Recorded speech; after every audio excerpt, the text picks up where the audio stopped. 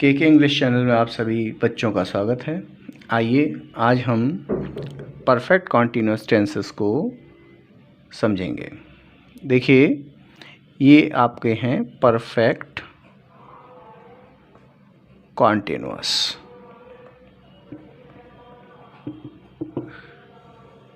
Perfect continuous tense 3 प्रकार के होते हैं। देखिए,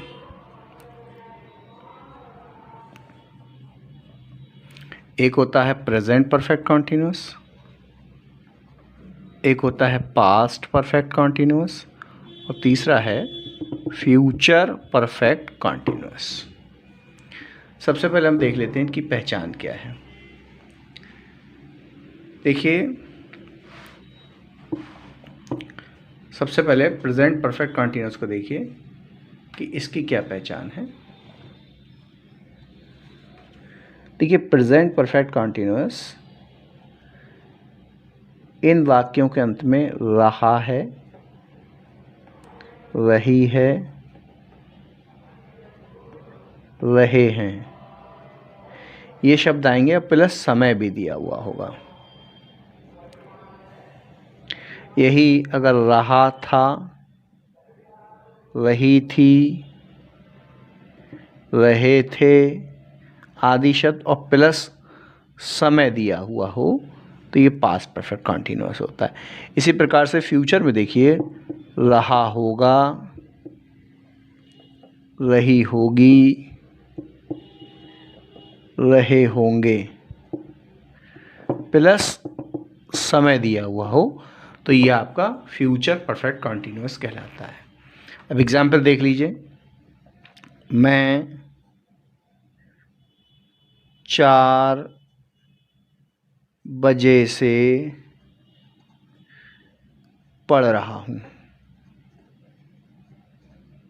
देखिए, इसमें क्या है, रहा हूँ आया और समय भी है, 4 बजे से, 4 घंटे से, सोमवार से, 5 बजे से, कोई ना कोई समय ज़रूर दिया होगा। इसी प्रकार से अगर हम पास्ट परफेक्ट कॉन्टिन्यूअस की बात करें तो इसी में रहा हूँ की जगह अगर हम रहा था लगा दें तो ये पास्ट परफेक्ट कॉन्टिन्यूअस हो जाएगा। मैं 4 बजे से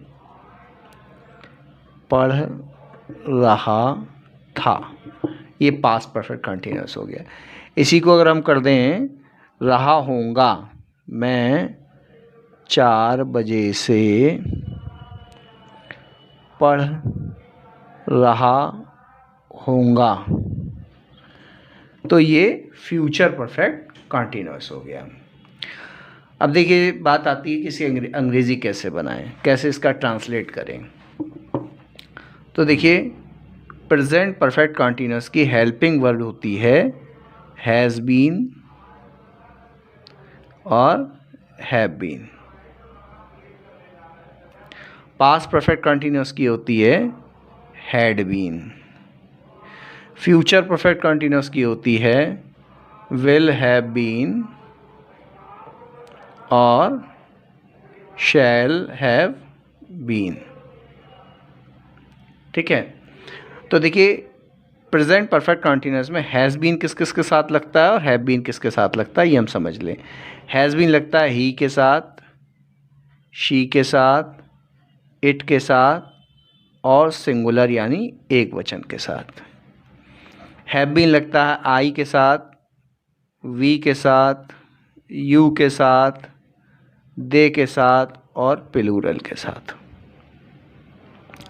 हैड बीन सभी के साथ लगता है पास्ट परफेक्ट कंटिन्यूअस में, और इसमें विल हैव बीन और शैल हैव बीन दो होते हैं। तो शैल हैव बीन का इस्तेमाल कोई बहुत ज़्यादा नहीं होता, सभी के साथ विल हैव बीन आप लगा सकते हैं। लेकिन अगर आप ग्रामर के ओल्ड रूल्स की बात करें तो आई और वी के साथ शैल हैव बीन और बाकी सब के साथ विल हैव बीन लगता है। अब देखिए, ये जो आपके सामने सेंटेंस था, इसकी अंग्रेज़ी हम बनाते हैं। इसका क्या रूल है, क्या नियम है, देखिए। मैं को कहेंगे आई, आई के बाद आपको हेल्पिंग वर्ब लगानी है, हैव बीन रीडिंग 4 बजे से, सिंस 4 o'clock।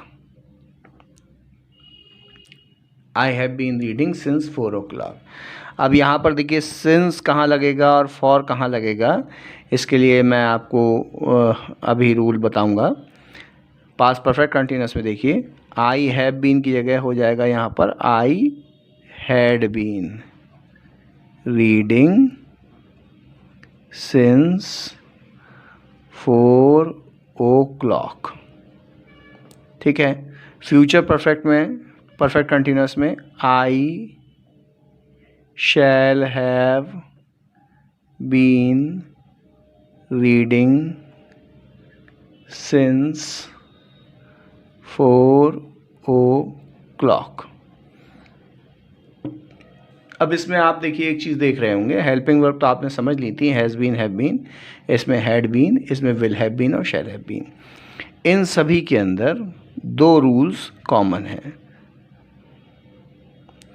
पहला रूल ये है कि सभी में, चाहे वो प्रेजेंट परफेक्ट कंटिन्यूअस हो, चाहे पास्ट परफेक्ट कंटिन्यूअस हो, चाहे फ्यूचर परफेक्ट कंटिन्यूअस, सभी के अंदर वर्ब की first form plus I N G use होगी, पहला रूल। दूसरा रूल ये है कि इन सभी के अंदर समय ज़रूर दिया होगा, कोई ना कोई पीरियड ऑफ टाइम या पॉइंट ऑफ टाइम ज़रूर दिया होगा। तो जहाँ पर पॉइंट ऑफ टाइम की बात आती है, पॉइंट ऑफ टाइम क्या होता है, जैसे कि 5 बजे, तो 5 बजे का मतलब 5 बजे ही होता है। 1981 से, मंडे से, ये क्या है, पॉइंट ऑफ टाइम है। इन सभी से पहले आपको सिंस का यूज़ करना है। दूसरा ये है कि अगर पीरियड ऑफ टाइम दिया हो सेंटेंस के अंदर, पीरियड ऑफ टाइम 5 बजे के 5 घंटे, देखिए 5 घंटे एक अवधि है। 4 साल या 4 वर्ष, ठीक है, 3 दिन, तो ये अवधि है। अगर सेंटेंस में अवधि दी हुई है तो आप उससे पहले फॉर का इस्तेमाल करेंगे। तो ये 2 रूल कॉमन हैं सभी के लिए, प्रेजेंट परफेक्ट कंटिन्यूअस के लिए, पास्ट परफेक्ट कंटिन्यूअस के लिए और फ्यूचर परफेक्ट कंटिन्यूअस के लिए। तीनों के लिए ये रूल कॉमन है। सभी में वर्ब की फर्स्ट फॉर्म आईएनजी आएगी और पॉइंट ऑफ टाइम से पहले सिंस, पीरियड ऑफ टाइम से पहले फॉर का यूज़ आपको करना है। अब देखिए नेगेटिव सेंटेंस एक एक हम देख लेते हैं। नेगेटिव सेंटेंस में क्या है कि आपको हैव बीन या हैज़ बीन के बीच में नॉट लगा देना है। जैसे कि he has not been working for 2 hours, वो 2 घंटे से काम नहीं कर रहा है। इसी को अगर हम पास्ट की बात करें तो वेरी सिंपल, ही हैज़ की जगह ही हैड हो जाएगा। He had not been working for 2 hours। इसी को अगर हम फ्यूचर परफेक्ट कंटिन्यूअस की बात करें तो केवल हेल्पिंग वर्ब बदलनी है, बाकी सब वैसे ही रहेगा। He will not have been working for 2 hours, बाकी सब सेंटेंस वैसे ही रहेगा। तो ये बात आप इतनी समझ गए होंगे कि हैज़ बीन हैव बीन कहाँ लगता है, ये समझ में आ गया होगा आपको। ही शी इट और एक वचन के साथ हैज़ बीन, और आई वी यू दे बहुवचन के साथ हैव बीन। बाकी पास्ट परफेक्ट कंटिन्यूअस में had been, future perfect continuous में शैल हैव बीन और विल हैव बीन। अब इंटरोगेटिव देख लेते हैं। इंटरोगेटिव जैसा आप सब जानते हैं 2 प्रकार के होते हैं, एक वो जो क्या से शुरू होते हैं और एक वो जिनमें वाक्य के बीच में क्या शब्द आता है। तो इंटरोगेटिव में देख लीजिए, जैसे कि मैं एक सेंटेंस लिखता हूँ, क्या तुम पिछले 4 घंटे से मेरा इंतज़ार कर रहे हो। देखिए तो क्या लग गया, जैसे ही क्या लग गया तो सहायक क्रिया पहले आ जाएगी हैव। तुम है इसमें सब्जेक्ट, इसलिए हैव आएगा। हैव यू, उसके बाद बीन वेटिंग फॉर मी।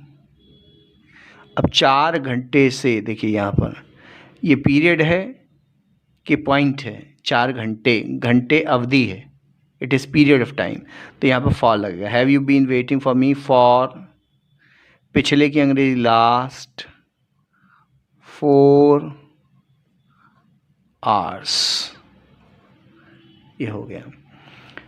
ये हैज़ हैव का इस्तेमाल हुआ है प्रेजेंट परफेक्ट कॉन्टिन्यूस। अगर यहीं पर क्या तुम पिछले 4 घंटे से मेरा इंतज़ार कर रहे थे, तो हैव की ये क्या हो जाएगा हैड। बाकी सेंटेंस पूरा ऐसे ही रहेगा। और यदि इसी सेंटेंस में हम कर दें क्या तुम पिछले 4 घंटे से मेरा इंतज़ार कर रहे होगे, तो ये फ्यूचर परफेक्ट कॉन्टिन्यूस हुआ। और यहाँ पर फिर हैज़ हैव नहीं आएगा, हैड नहीं आएगा, विल आ जाएगा।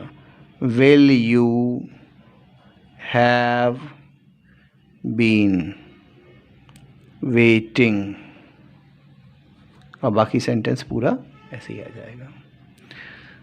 ठीक है, तो ये आपके वो वाले इंट्रोगेटिव हो गए जो क्या शब्द से शुरू होते हैं। एक इंट्रोगेटिव वो होते हैं जिनमें वाक्य के बीच में आता है, कि जैसे तुम 1995 से कहाँ रह रहे थे। पहचानिए इसको, 1995 से कहाँ रह रहे थे। तो देखिए रहे थे, रही थी, रहे थे, रहा था, ये सब पास्ट कंटिन्यूस में भी आते हैं, लेकिन उसमें समय नहीं दिया होता, जैसे 1995 का जिक्र किया गया है।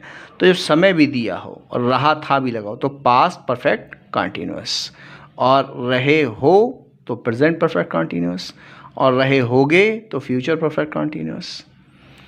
तो देखिए तुम 1995 से कहाँ रह रहे थे, तो हमने बताया आपको वाक्य के बीच में जब प्रश्नवाचक शब्द आता है सबसे पहले उसी की अंग्रेजी बनती है। कहाँ की अंग्रेजी, वेयर, और उसके बाद हेल्पिंग वर्ब आएगी विल, उसके बाद सब्जेक्ट यू, है रहे थे है वेयर हैड आएगा, sorry where had you been living. अब 1995 से सिंस 1995 क्वेश्चन मार्क। ठीक है, अगर ये तुम 1995 कहाँ रह रहे होगे होगा तो ये फ्यूचर परफेक्ट कंटिन्यूस हो जाएगा। तो where will you have been living since 1995 question mark. ठीक है, तो ये था आपका present perfect continuous, past perfect continuous और future perfect continuous. I think clear हो गया होगा। फिर भी कोई दिक्कत हो तो कमेंट करके बताएं। Thank you.